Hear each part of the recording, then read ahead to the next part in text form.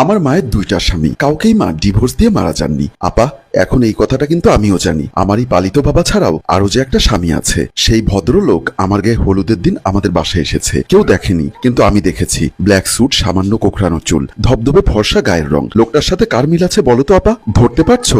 আমি আমার চেহারার সাথে ওই লোকটার 100% মিল পাচ্ছি। মিপ্তার মুখে এমন বিশ্রী কথাবার্তা শুনে আনন্দময়ীর গা রিরি করতে শুরু করলো। মাত্র 19 বছরের একটা মেয়ের মুখের একই অবস্থা। নিজের মা সম্পর্কে এমন নোংরা কথা বলতে একটু মুখে বাচ্ছে না ওর। আনন্দময়ী বিরক্ত হয়ে বিছানা ছেড়ে উঠে যেতে চাইলো, পারল না। মিপ্তার হাত টেনে ধরেছে, এত সজোরে সে টান দিল। আনন্দময়ীর বুকের ভেতরটা প্রায় হাতুড়ি পেটার মতো শব্দ হচ্ছে। মিপ্তা আবার এগিয়ে এসে গলার স্বর নিচু করে বলল, পালিয়ে যাচ্ছ কেন? আমি কি এখন থেকে আমার এই বাবাকে আর বাবা বলে ডাকবো না?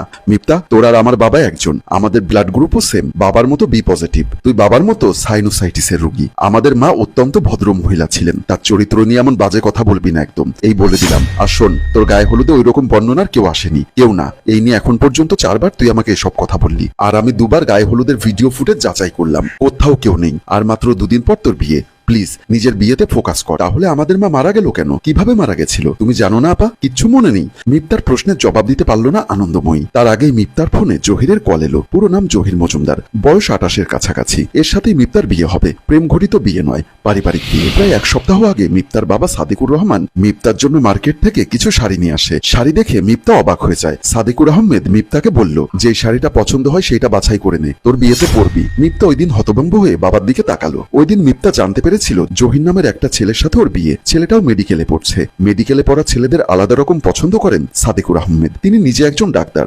সার্জারিতে একসময় ওস্তাদ ছিলেন, বিশেষ করে জেনেটিক বিষয়ে। ভারতের মুম্বাই দীর্ঘদিন কাজ করেছেন। মিপ্তার মা মারা যাবার সেই সমস্ত কিছু তিনি ছেড়ে এসেছেন। এখন চুপচাপ বাসায় বসে থাকেন, রুমে বসে বইপত্র পড়েন। মিপ্তা ভেবে পায় না আনন্দময়ীকে বিয়ে না দিয়ে বাবা কেন ওকে বিয়ে দেওয়ার জন্য তোড়জোড় করছেন। তবে জহিরের সাথে কথা বলে ও আর না করতে পারে না। জহিরের কল রিসিভ করে মিৎপা চুপ করে রইল। ওপাশ থেকে জহির বলল, মিৎপা, তোমার মা কি জীবিত?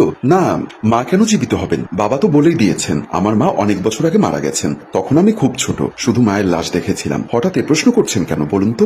না, এমনি। জহির প্রসঙ্গ পাল্টে ফোন রেখে দিল। মিৎপা কিছুক্ষণ হতভম্ব হয়ে ফোনের দিকে চেয়ে আনন্দময়ীর চোখের দিকে তাকালো। এই মেয়েটার বয়স 23। কোনো এক ছেলের সাথে সম্ভবত সম্পর্ক আছে। ছেলেটা কে, বাসা কোথায়, কি করে, এইরূপ কোনো তথ্যই এবারের আর কেউ জানে না। শুধু প্রতিবার ছেলের অজুহাতে আনন্দময়ী বিয়ে করছে না। আনন্দময়ীকে মিৎপা প্রচন্ড ভালোবাসে। এই ভালোবাসার বাহিরে গিয়ে আজকাল ওকে কেমন যেন সন্দেহ হয় মিৎপার। তার বোন তার কাছ থেকে কিছু লুকাবার চেষ্টা করে। ওর চোখ মুখ দেখে অন্তত সেটাই মনে হয়। অথচ মিৎপা তার সারা জীবনে যদি একজন সরল মানুষ দেখে থাকে তবে সেটা আনন্দময়ী। আনন্দময়ী নামটা ওর মা রেখেছিল, আর সেই নামের মেয়ে কিনা কখনোই প্রাণ খুলে হাসে না। মিৎপা বলল, আপা, আমার এত তাড়াতাড়ি বিয়ে হয়ে একদিক দিয়ে ভালোই হচ্ছে। ইদানিং মাঝে মধ্যে ইচ্ছা করতো একটা সুন্দর ছেলে দেখতে, ছেলে আমার পাশাপাশি হাঁটবে, আমি তার হাত ধরে হাঁটতে হাঁটতে হঠাৎ ওর গাল নামিয়ে চুমু খাবো। আমার এই দুষ্টু ইচ্ছা পূরণের জন্য বোধ হয় জহিরের সাথে বিয়ে হচ্ছে। আচ্ছা আপা, তোমার কি ইচ্ছা করে না কোনো এক সুপুরুষকে জড়িয়ে ধরে চুমু খেতে? আনন্দময়ী ওর দিকে একবার কড়া দৃষ্টিতে তাকালো, তারপর বিরক্ত মুখে ঘর থেকে বের হয়ে গেল। বিরক্তির সাথে ওর গালে লজ্জার আভাও যে সামান্য ফুটেছে তার নজর এড়ায় না মিৎপার।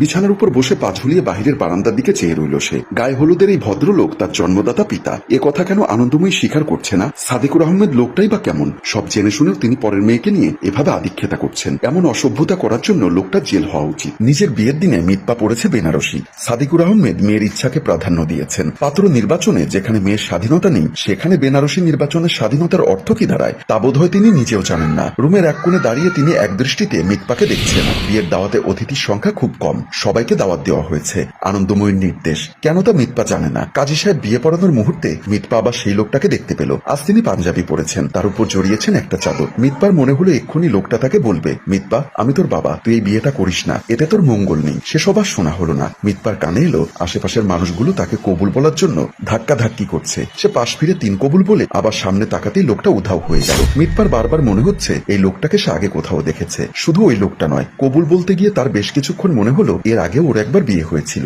এমন কেন মনে হচ্ছে? মিৎপা অসহায় হয়ে আশেপাশে আনন্দময়ীকে খুঁজতে শুরু করে। অথচ এই গুরুত্বপূর্ণ মুহূর্তে তার একমাত্র কাছের মানুষটা তার পাশে নেই। শ্বশুরবাড়িতে মিৎপাকে যখন জহিরের ঘরে বসানো হলো তখন রাত প্রায় 11:30। মিৎপা বিয়ের শাড়িটাই পরে আছে। ভাগ্যিস শীতকাল। শাড়ির উপর একটা অফ হোয়াইট রঙের চাদর টেনে নিয়ে বসতেও খুব খুব একটা সুবিধা হচ্ছে না ওর। জহির ঘরে ঢুকলো, ওর পর্নে শেরওয়ানি নেই, তার বদলে এখন পড়েছে কালো রঙের একটা পাঞ্জাবি। মিতপা কিছুটা ভ্রুকুচকে তাকালো। বিষয়টা খেয়াল করে জহির বলল, শেরওয়ানি পরে গায়ে কুটকুট করছে, যে দোকান থেকে কিনেছে মনে হয় গুদামে পড়েছিল, খুব যন্ত্রণা দিচ্ছে আমাকে। মিতপা, তুমি কি কষ্ট পেলে? মিতপা মাথা দুলালে সে আশ্বস্ত হয়। জহির ওর দিকে এগিয়ে গিয়ে ওর পাশে বসলো। বেশ কিছুক্ষণ ধরে সে কেমন উসখুস করছে।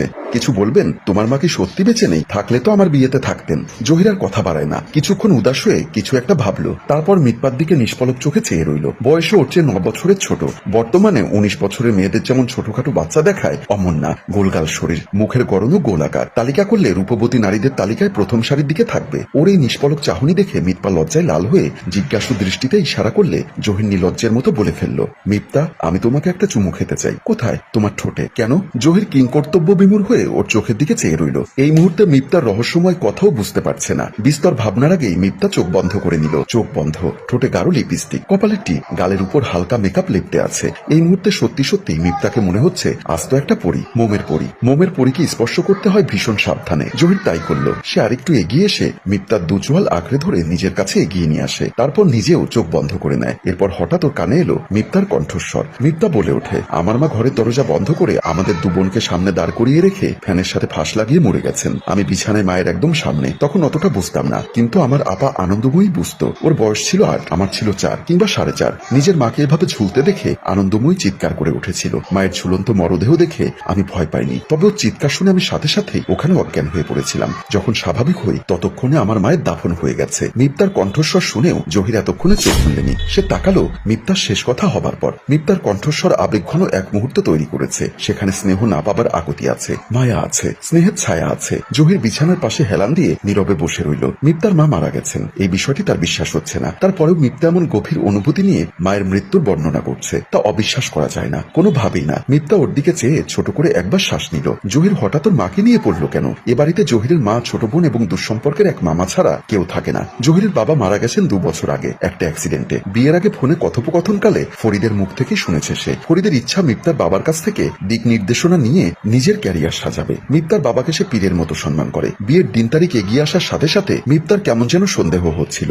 জহির বোধ হয় ওকে পছন্দ করে না। কিছুক্ষণ আগে মনে হয়েছে তার পূর্বের ধারণা ভুল, আর ঠিক এই মুহূর্তে সে নিজেই দিশাহীন। জহির মানুষটা আসলে কেমন? জহির ওর দিকে চেয়ে বলল, আমি একটা সিগারেট ধরাতে পারি? কাছে সিগারেট রাখেন সব সময়? না, আমার কাছে নেই, তুমি অনুমতি দিলে ড্রয়ার থেকে বের করব।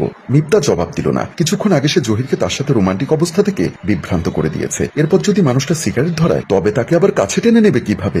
সিগারেটের গন্ধ সহ্য করতে পারলেও একজন স্মোকারের মুখ আর ঠোঁটের কড়া ঘ্রাণ সে সহ্য করতে পারবে না। জহির ব্যাপারটা বুঝতে পেরে চুপ করে গেল। তারপর শান্তস্বরে বলল, তোমার মা সবসময় পাড় দেওয়া শাড়ি পরতেন, এক রঙের কাপড়, চোখে কাজল দিতেন, মাথার চুল আছড়ে সিঁথি করতেন একপাশে। আমি কি ঠিক বলছি? আপনি এসব কিভাবে জানলেন? আমি তোমার মাকে দেখেছি। তোমাকে যে 2 দিন আগে কল দিলাম ওই দিন ঠিক দুপুরবেলা ঘড়ির কাঁটায় সম্ভবত ঠিক 2 বাজে। তখন আমি রুমের ভেতর একা বসে আছি। হঠাৎ এক ভদ্রমহিলা আমার সামনে এসে দাঁড়ালেন। এক রঙের কাপড় পরিহিত, শাড়ির রংটা মানুষের শরীরের পিত্তথলির মতো। ভদ্রমহিলার পায়ে কোনো স্যান্ডেল নেই, তিনি দাঁড়িয়ে আছেন খালি পায়ে, পা ভর্তি ধুলো। দেখে মনে হলো অনেক দূর থেকে হেঁটে এসেছেন, অথচ তার মুখে কোনো ক্লান্তির ছাপ নেই। আমাকে দেখেই বললেন, আমার মেয়েকে বিয়ে করেছো করো, কিন্তু ওকে কষ্টে রাখলে তোমার ভালো হতে দেব না। মিপ্তা ড্যাব ড্যাব করে চেয়ে জহিরের কথা শুনছে। জহির এখানে একটু মিথ্যা বলেছে। তার সাথে ঘটনাটি যখন ঘটেছিল ওই ভদ্রমহিলা মূলত বলেছিল, আমার মেয়েকে বিয়ে করেছো করো, কিন্তু ওর কোনো ক্ষতি যদি তুমি করেছো সেই দিনই হবে তোমার জীবনের শেষ দিন। অথচ জহির পুরো বাক্যটি ঘুরিয়ে দিল। এত বড় একটি মিথ্যা কথা বলে তার নিজের কাছে নিজেকে অসহায় লাগছে। ভেতরে ভেতরে এক অদ্ভুত ধরনের ভয়, যদিও সেই ভয়ের বিন্দুমাত্র ধারণা হলো না মিথ্যার। তার মায়ের বেঁচে থাকার কোনো প্রমাণ নেই, এটা সম্পূর্ণ অসম্ভব। সে বিড়বিড় করে বলল, একটা বিয়েকে কেন্দ্র করে এত কিছু ঘটে যাচ্ছে, কি ভয়ঙ্কর পরিস্থিতি তৈরি হয়েছে আমার। আপনি দেখেছেন আমার মাকে, আর আমি দেখেছি অন্য একজনকে। কাকে? কেউ না, আপনি চিনবেন না। শুনুন জহির সাহেব, আপনার ভেতরে আসলে ভ্রম তৈরি হয়েছে। কেন হয়েছে সেটা আপনি জানেন। হতে পারে আমার মায়ের ব্যাপারটা নিয়ে আপনার ভেতর আগ্রহ বেশি ছিল, তাই আপনি এই ভ্রম থেকে বেরিয়ে আসুন। প্রিয় দর্শক, আপনারা কি বলতে পারবেন ছদ্মবেশে আসা সেই লোকটা আসলে কি মিপ্তার বাবা, আর সত্যি কি মিপ্তার মা দুটো বিয়ে করেছেন? কমেন্ট করে জানিয়ে দিবেন। আপনারা কি চান আমরা এর পরের পর্ব নিয়ে আসি? কেবলমাত্র আপনাদের মতামত পেলেই আমরা দ্বিতীয় পর্ব নিয়ে আসবো, তাই ভিডিওটি লাইক ও শেয়ার করে জানিয়ে দিন ও আমাদের পাশেই থাকুন। ধন্যবাদ।